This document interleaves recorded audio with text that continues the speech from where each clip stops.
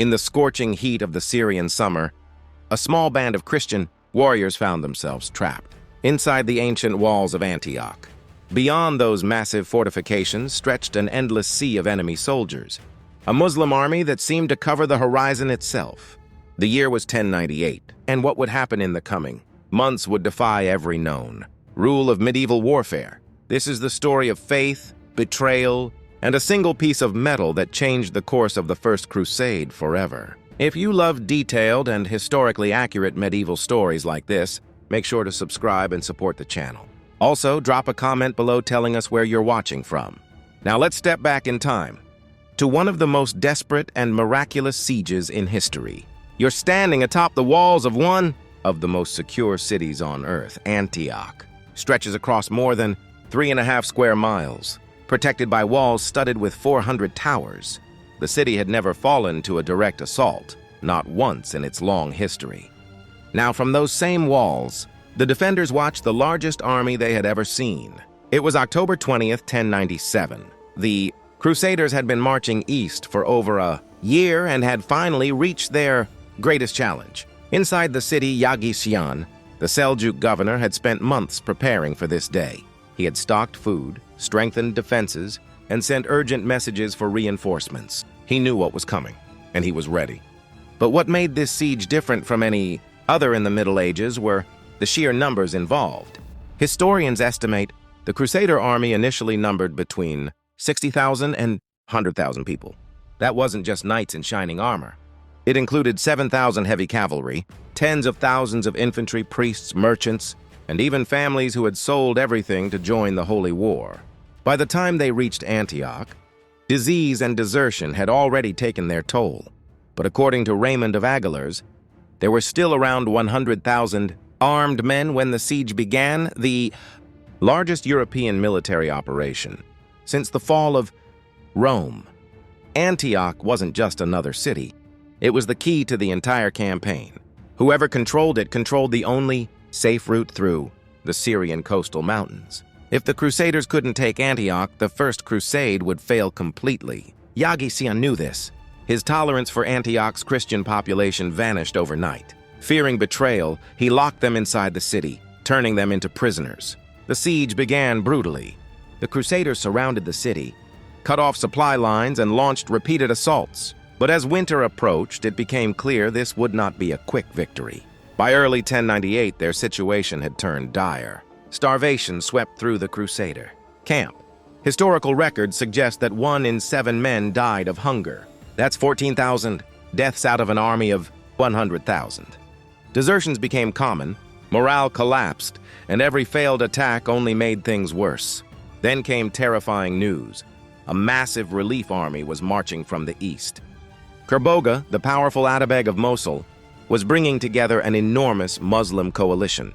Troops from Mosul, Aleppo, Damascus, Persia, and Mesopotamia. Even conservative estimates suggest his force numbered 75,000 men. The Crusaders, already starving and weakened, could barely muster 30,000 soldiers. They were now trapped between the walls of Antioch and the might of Kabocha's army. But just as all seemed lost, salvation came from an unlikely source, a traitor inside the city. His name was Firuz, an Armenian guard who controlled one of Antioch's key towers, the Tower of the Two Sisters. Firuz secretly contacted Bohemond of Taranto, one of the Crusade's most cunning leaders. His motives remain unclear, perhaps money, revenge, or faith. But what he offered was priceless, a way into the city. The plan was madness. Under cover of darkness, 60 of Bohemond's knights would climb the walls near Firuz's tower. Once inside, they would open the gates for the entire Crusader army.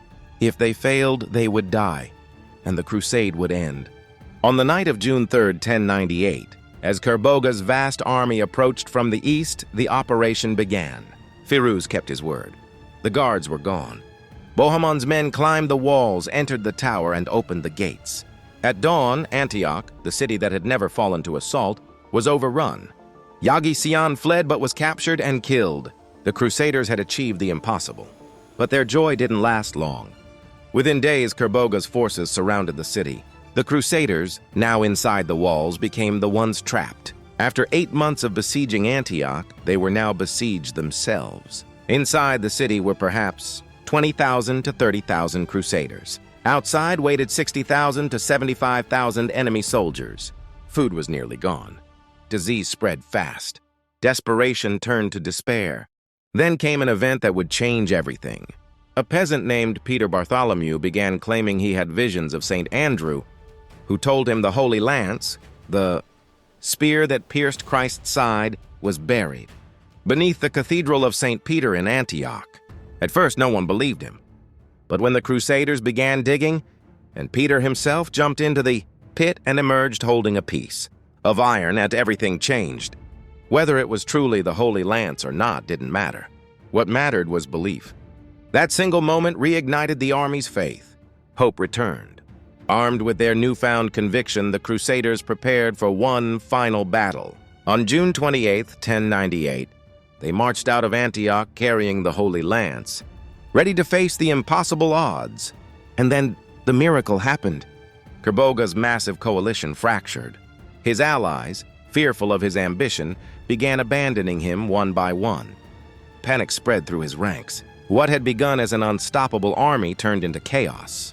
The Crusaders, once starving and hopeless, achieved a stunning victory. Antioch was theirs, and the First Crusade was saved.